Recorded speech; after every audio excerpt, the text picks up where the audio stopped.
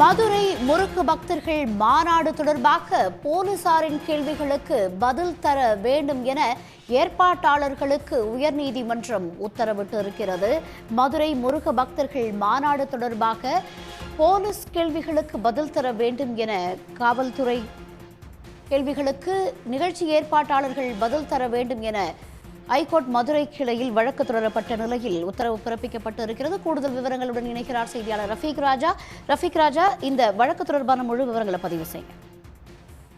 நிச்சயமாக மதுரையைச் சேர்ந்த முத்துக்குமார் என்பவர் உயர்நீதிமன்ற மதுரை கிளையில் ஒரு வழக்கினை தாக்கல் செய்திருந்தார். அந்த வழக்கின் முக்கிய சாராம்சம் என்பது மதுரையில் வருகிற 22ஆம் தேதி முருக பக்தர்கள் மாநாடு நடைபெற உள்ளது.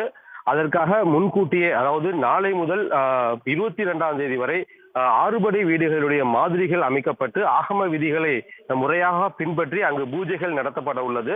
இந்த நிகழ்ச்சிகளுக்கு மாவட்ட நிர்வாகம் மற்றும் காவல்துறையிடம் அனுமதி கோரியிருந்தோம்.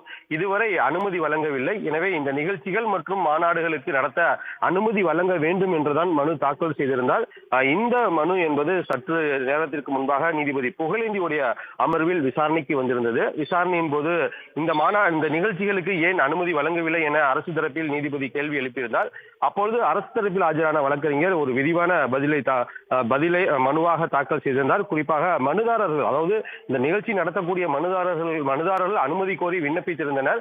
அவர்களிடம் ஒரு 30க்கும் மேற்பட்ட கேள்விகள் கேட்கப்பட்டிருந்தது. அதில் குறிப்பாக இந்த நிகழ்ச்சிக்கு எத்தனை பேர் கலந்து கொள்வார்கள், யார் யார் கலந்து கொள்கிறார்கள், பெண்கள் எத்தனை, ஆண்கள் எத்தனை, அது மட்டுமல்லாமல் முக்கிய பிரமுகர்கள் யாராயினும் கலந்து கொள்கிறாரா என்ற கேள்வி கேட்டதற்கு முன்னுக்கு பின் முரணாக பதில் கூறியுள்ளனர். குறிப்பாக நிகழ்ச்சிகளுக்கு 20,000 பேர் பங்கேற்பார்கள் என்றும் மாநாட்டிற்கு 5 லட்சம் பேர் பங்கேற்பார்கள் என்றும் முன்னுக்கு பின் முரணாக தெரிவிக்கின்றனர். இவ்வாறு இருக்கும்போது காவல்துறையுடைய போதிய பாதுகாப்பு வழங்குவதற்கான முன் ஏற்பாடுகளை செய்ய முடியாத சூழல் உள்ளது.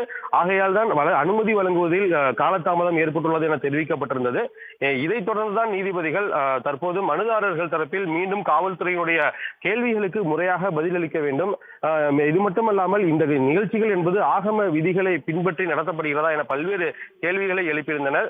இருந்த போதிலும் தமிழக காவல்துறை தரப்பில் மனுதாரருடைய கோரிக்கைகளை முழுமையாக பரிசீலனை செய்து அனுமதி வழங்குவது குறித்து 12ஆம் தேதிக்குள் உரிய முடிவு எடுக்க வேண்டும் என்று கூறி இந்த வழக்கு விசாரணையை 13ஆம் தேதிக்கு ஒத்திவைத்துள்ளனர். உடனுக்குடன் செய்திகளை தெரிந்து கொள்ள சன் நியூஸ் பெல் ஐகானை கிளிக் பண்ணுங்க.